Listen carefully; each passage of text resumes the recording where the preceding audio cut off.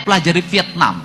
Vietnam mengalami kemajuan yang sangat luar biasa. Hari ini sungai-sungainya jernih, danau-danaunya bersih, masyarakatnya disiplin, pemerintahnya menggunakan tangan besi untuk mengatur rakyatnya. Tiongkok mengatur anak-anak muda yang pemabuk, mengatur anak-anak muda yang malas, mengatur anak-anak muda yang setiap hari marah pada orang tuanya menjadi benalu di keluarnya. Dikerahkan tentara untuk mengambil mereka dari rumahnya, dimasukin barak militer selama 6 bulan. Pulangnya mereka menjadi manusia yang tersadar dan kembali pada orang tuanya, kembali pada negara dan budaya Tiongkok. Persoalan yang dimasalahkan adalah TNI tidak boleh terlibat dalam pendidikan anak sekolah. Pertanyaannya adalah, banyak TNI yang ngajar di sekolah.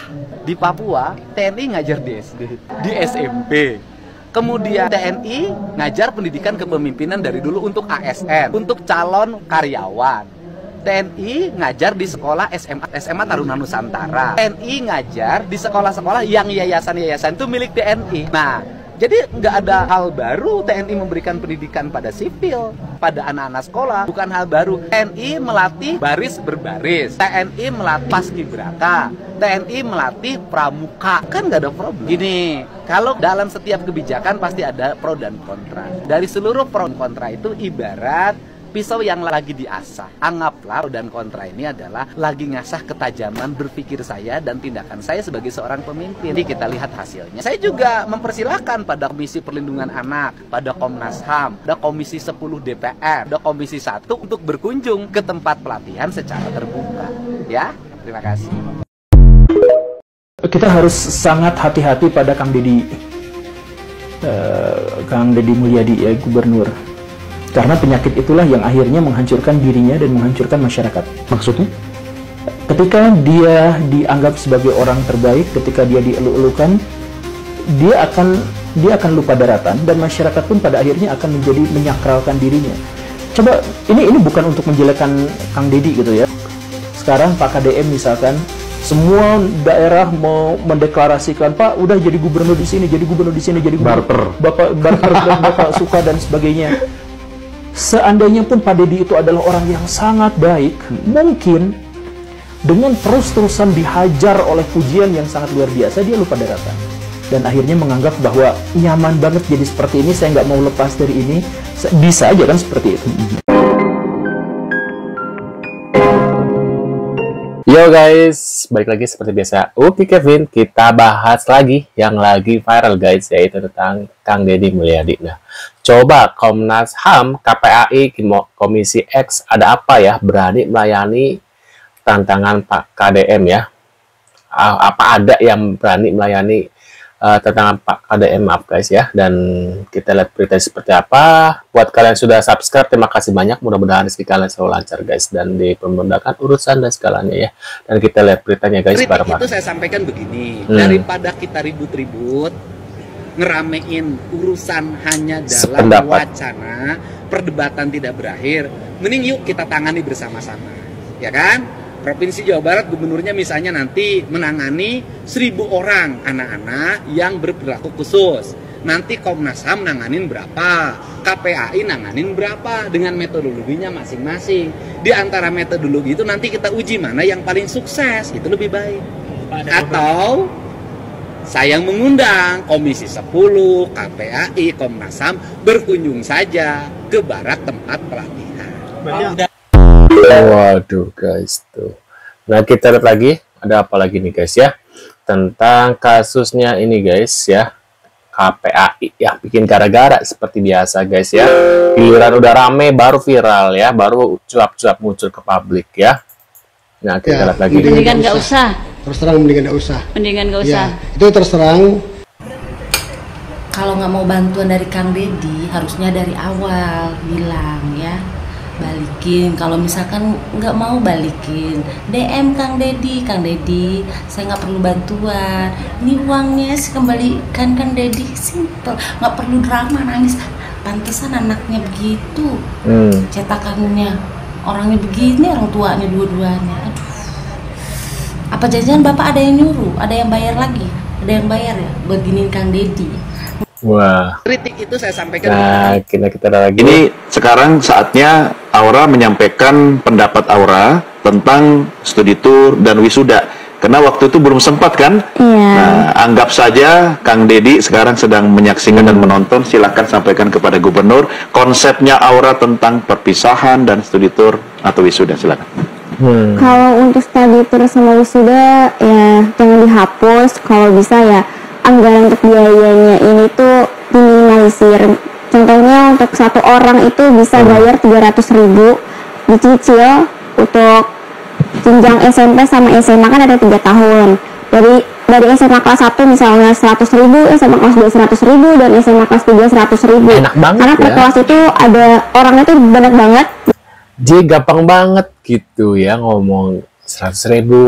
Nah, sedangkan orang-orang yang yang kurang mampu gitu ya, itu sangat berat, apalagi buat makan sehari-hari aja kadang ngutang gitu ya, apalagi buat ini coba deh, ini orang apakah bener orang kismin apa enggak nih cewek ini, dia belum merasakan nanti kalau udah jadi ibu ya, nanti juga dia akan merasakan. Dulu aku sekolah, satu kelas itu isinya 42 orang, jadi kalau 42 dikali 300.000 udah cukup.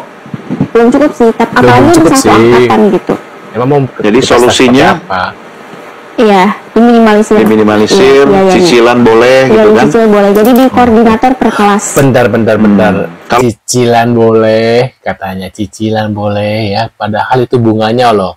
Ya, kamu kan sedang umur 21 tahun. Coba deh kamu nikah, punya anak, nanti kamu akan merasakan sendiri bahwasanya kalau zaman sekarang itu sekolah itu mahal, guys. Ya, biar dia merasakan seperti apa ya. Dia udah gede sih, bukan anak-anak lagi, dia udah dewasa ya.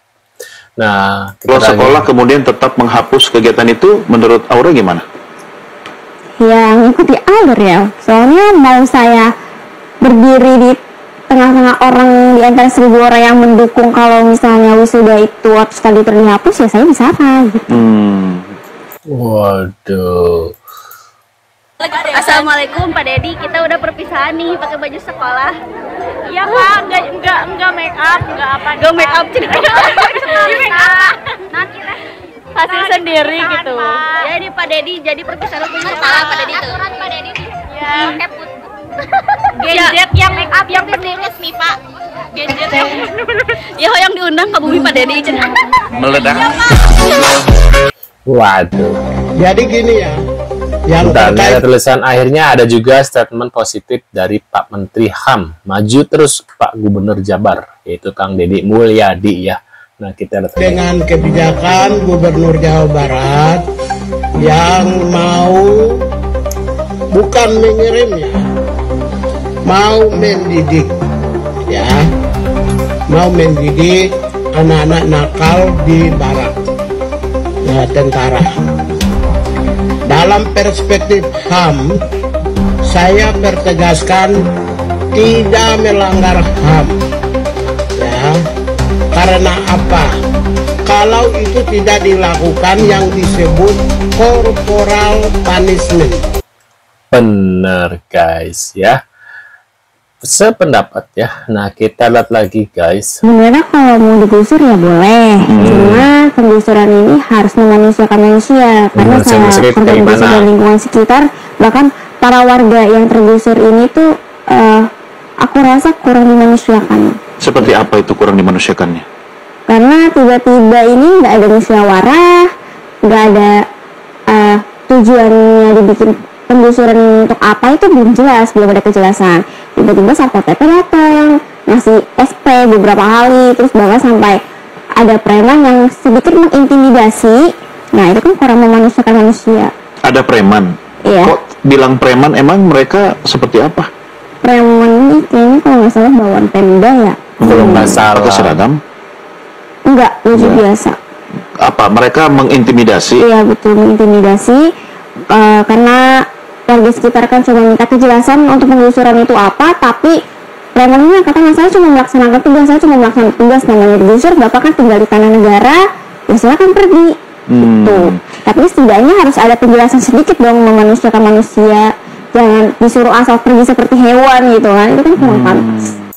Ya makanya kalau pengen punya rumah, bikin rumah tuh jangan di tanah negara gitu ya, beli. Nah, nanti ini gitu. Jangan apa ya, ini cewek itu lebih mementingkan bergaya ya, bergaya dengan memori-memori yang gak jelas gitu ya. Padahal nanti kalau sudah kuliah mah ya, kuliah kerja itu ya sudah masing-masing, gak ada yang namanya memori-memori, udah namanya memori nggak ada ya. Nah, kita lihat lagi guys, emang ini belum pernah rasain jadi orang tua, nanti kalau jadi orang tua baru ngerasain ini orang bocah. Nama Retno Listiarti menjadi perbincangan publik saat ujian nasional. Pasalnya, ia dipecat dari jabatannya sebagai kepala sekolah SMA Negeri 3 Ternyata Jakarta kan oleh Gubernur Jakarta Ahok karena menghadiri acara bincang-bincang di sebuah televisi swasta pada saat pelaksanaan ujian nasional. Pecat tuh hari ini juga gue bilang. Waduh, ngerasain tuh ya si Bu Retno ini ya. Wah, menurut pendapat kalian gimana nih setelah melihat beberapa infonya?